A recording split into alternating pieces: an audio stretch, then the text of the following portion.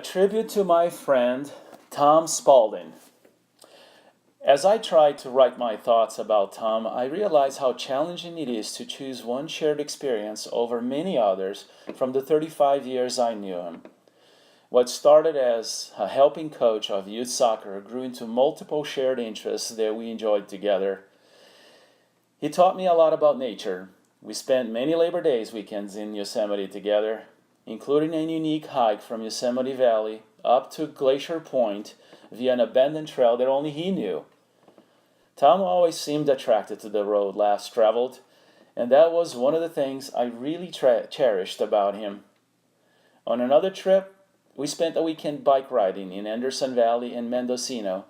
We drank beer at the time, but I really wanted to find a great Cabernet Sauvignon for which the area was known.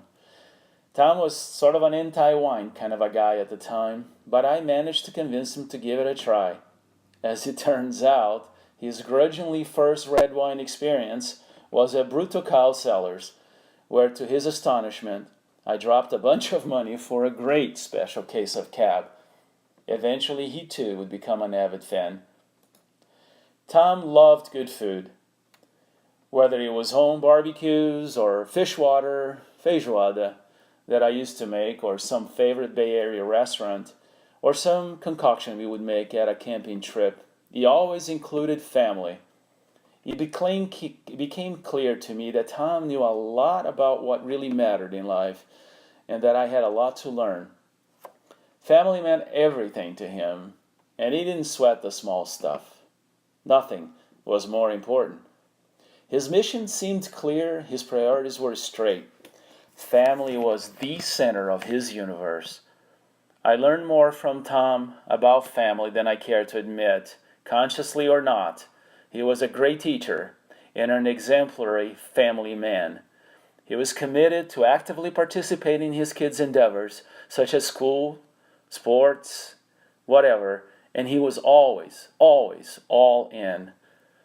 Later, when I tell him how much I appreciated his insights and perspectives, he couldn't understand what I saw in it and in him. I'd suggest he just keep doing what he was doing, which in the long term was always the right thing. He'd always remind me that work was never done. I never really understood what he meant by it until Margie passed away. Tom was right. Our family work is never done. Tom was a wonderful human being to be around. As a non-native speaker, I was exposed to a fair amount of American colloquialism from living in both U.S. coasts, but nothing like Tom truisms, or better yet, Tomisms. Top shelf. It just doesn't get any better. Tip-da. Yeah, baby. Osa. A friendly Japanese greeting. Jim Dandy.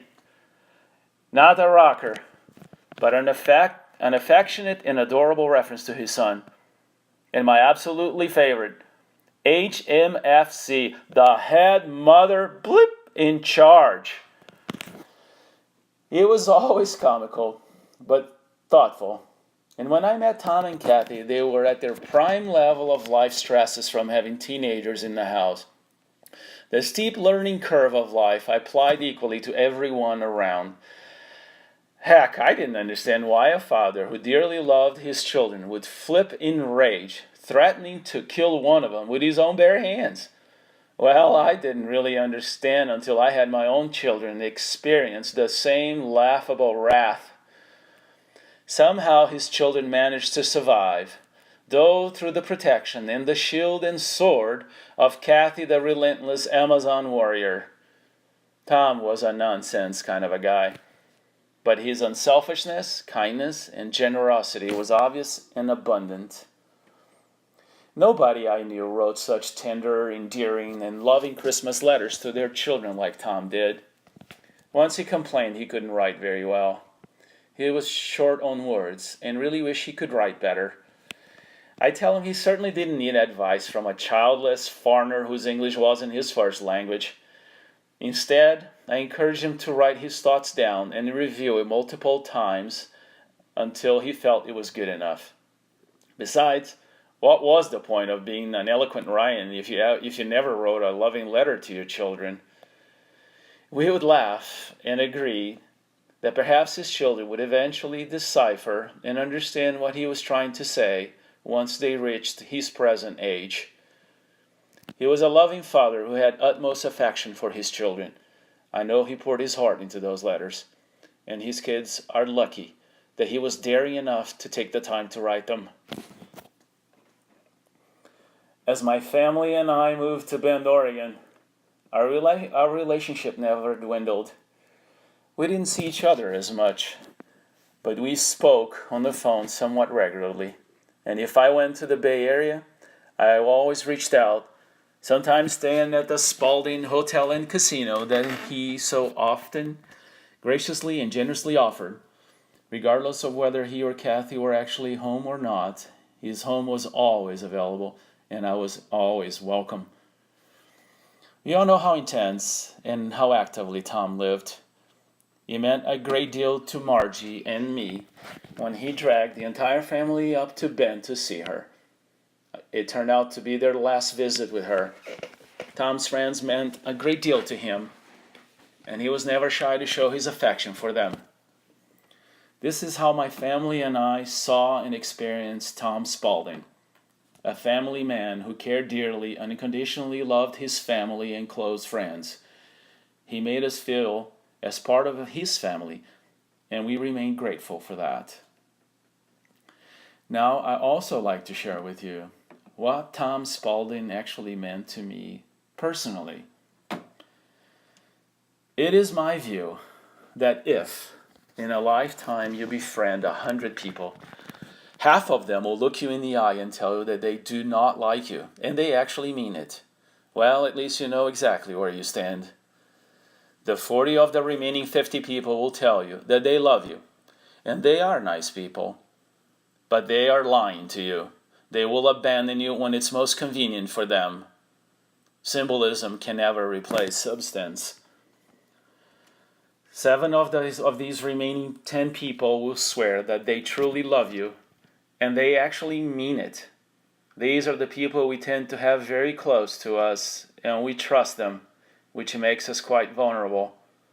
Eventually, when they find themselves having to make a choice, they throw you under the bus because of convenience and self-indulgence. So people characters really matter. Then we come to the 3 remaining people. They are what I call the 3 percenters. The 3 percenters are the people who are not inconvenienced by you. They treasure you. They will not throw you under the bus for expedience, or self-serving purposes, or uncontrollable self-indulgence. They might question your judgment at some appropriate time, but they will not compromise the friendship because they trust you, and know that such commitment and dedication is reciprocal. The 3 percenters are the people who you call at 4 o'clock in the morning to bail you out of some difficult situation. They are the ones who listen to your grief and understand the dreading pain at your darkest and loneliest times. They will laugh and cheer you on in your finest hours, and they will call to share their most simple pleasures or some unbearable pain from 7,000 miles away, because they know that you will listen to their story and laugh or cry along with them. These are the people who don't see you like most people do. They have this incredible ability to see your heart. They see inside you. They actually see your soul. These are the people who are worth crying for. Tom Spalding was a 3 percenter. He was rock solid, a man of unwavering character who would say what he meant and he would mean what he'd say. There were lots of joking laughs around him, but there were no pretenses, no pretending, and no gotchas. Few of us are lucky to surround ourselves with good friends, but the 3 percenters are rare, and it doesn't happen overnight. Perhaps, I might be oversimplifying, but I believe it comes down to one thing: trust. Without trust, there are no true friendships. Without trust, there is no true faith. Without trust, there is no true family. And without trust, there is no true love. Our friendship was based on trust. Tom trusted me, and I trusted him. And that made all the difference because it lasted for most of our lives. Love doesn't end when it is true love. I love Tom, and I will miss him dearly. In the end, and there is always an end, I treasured every one of our long phone calls as we reminisced over our best times together whenever we spoke. The sad sorrows and darker times were just a tad more bearable when shared with him. The beers, the tequilas, the Jägermeisters, the wines, and the genuine laughs seemed so much tastier and funnier in the presence of Tom. I am forever grateful to him and to Kathy for graciously sharing his family with mine, and I take great comfort moving forward that whenever I miss him, I can still hug his children and grandchildren, knowing that a significant portion of him is still in them and remains with us. May God bless Tom, and may God bless over his entire family. Godspeed, Tom Meister. Adios, Tomasito.